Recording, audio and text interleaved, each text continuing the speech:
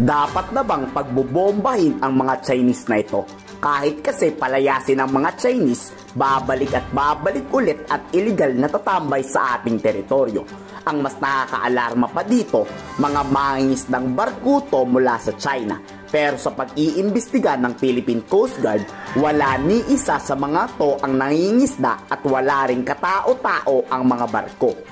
Pinaghihinalaan tuloy na baka naghuhukay na to sa ilalim ng dagat at ninanakaw na ang oil at natural gas ng ating bansa. Chinese or ordinary Chinese fishing vessels. But with the drone shots, the videos that we showed, makikita natin na napakalinis ng barko. There are actually no signs na engage sila sa fishing. And then the other interesting thing to note, wala rin naman talaga tayong taong nakita na nakalabas sa mga barko na to. So, for us to really identify or even document the actual activities that they're doing, that is something na until now, we are still, trying to figure out. Sa linis ng barko na to, wala naman silang talagang activity na engage sila in fishing. Magsasagawa na nga ang Department of National Defense ng aksyon laban sa China. Dito muling papalayasin ang mga Chinese maritime militia, pero isa pa sa kinakatakot ni Commodore J. Tariela ay ubos na at sira na ang ating mga yamang dagat sa ilalim ng ating teritoryo. Yan sa nangyari sa Iroquois Reef or Rizal Reef at namataan din natin yung Koda Shoal na every time na meron ng kumpulan ng mga Chinese maritime militia na yan, pag alis nila, we can say na talagang nasira yung corals dito sa mga pinaglubog nila. That's also another thing that we can look at. Again, base sa ating mga experience at karanasan nitong nakaraan.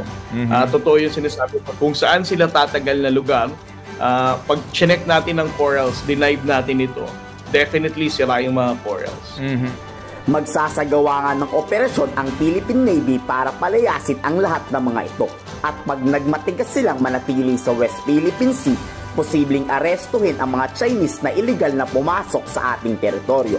Kung hindi kaya ng Philippine Coast Guard, baka matakot sila sa may mga bitbit armas pandigma ng barko ng Philippine Navy. Still try to communicate with them and challenge their presence.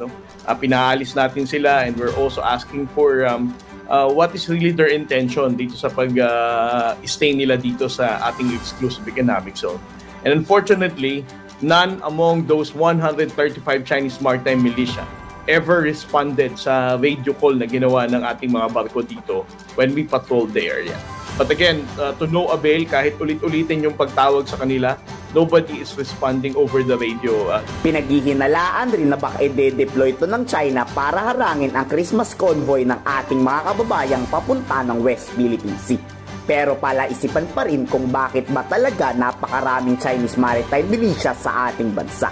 Again, I share with you your belief na there's also a possibility na ito, of course, kahit hindi sila dadaanan, maaaring ipadala or i-reinforce to counter sa atin ito Christmas convoy. Again, that's a possibility but that is something that's not yet certain. Kayo, sa tingin nyo, ano ba dapat gawin ng pamahalaan para hindi na magsibalik ang mga to? I-komento sa baba ang inyong saloobin.